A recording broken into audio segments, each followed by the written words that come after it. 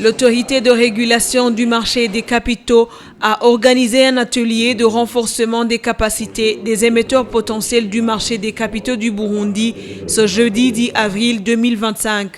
Le directeur général de l'autorité de régulation du marché des capitaux a expliqué que cet atelier portait sur les règlements et conditions que doivent remplir les entreprises souhaitant être cotées en bourse. Aujourd'hui, on avait organisé un atelier de renforcement des capacités des émetteurs potentiels et sur le cadre légal et réglementaire de l'émission des valeurs mobilières, mais aussi et sur leur introduction à la cotation en bourse.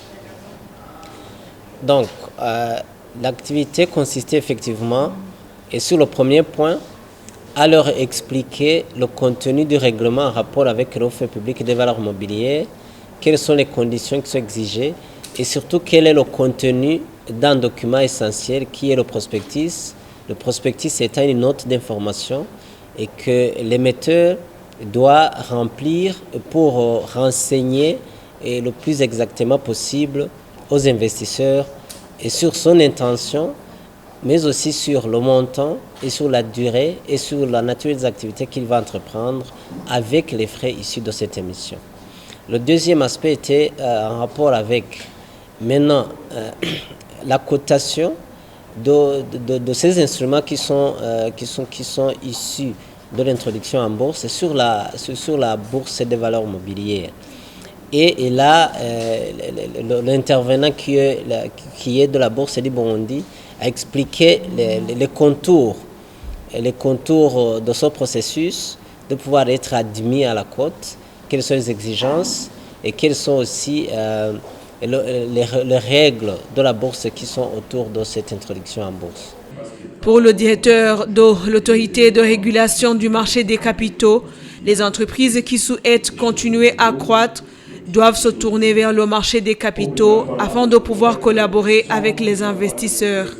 Et toute entreprise a la vocation de croître et de développer son activité et de donner de plus en plus de dividendes. Et pour le faire, elle doit investir. Et pour investir, il faut des fonds consistants et des fonds aussi importants. Et le problème qu'on rencontre aujourd'hui, c'est que les mécanismes classiques, via les institutions bancaires, ne peuvent pas satisfaire son ambition.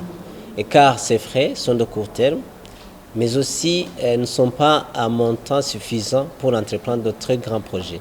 Alors, ces entreprises doivent maintenant aller sur le marché des capitaux et émettre des actions, des obligations et de ce fait récolter des frais suffisants et aussi à long terme pour exécuter ces grands projets en fait de satisfaire leur ambition de croître et de pouvoir aussi honorer des engagements vis-à-vis de leurs investisseurs ou de leurs actionnaires. Les participants ont salué cette initiative et ont souhaité obtenir davantage de garanties concernant la fiabilité du système. En réponse à cette préoccupation, le directeur général de l'autorité de régulation du marché des capitaux a rassuré en précisant que pour qu'une entreprise puisse accéder au marché des capitaux, elle doit publier des informations sur ses activités et ses chiffres financiers. Il a souligné que cela constituait un défi pour certaines entreprises qui ne sont pas habituées à cette transparence. L'atelier a réuni le directeur général de l'Agence de développement du Burundi, des représentants des sociétés privées et publiques, ainsi que des représentants des coopératives.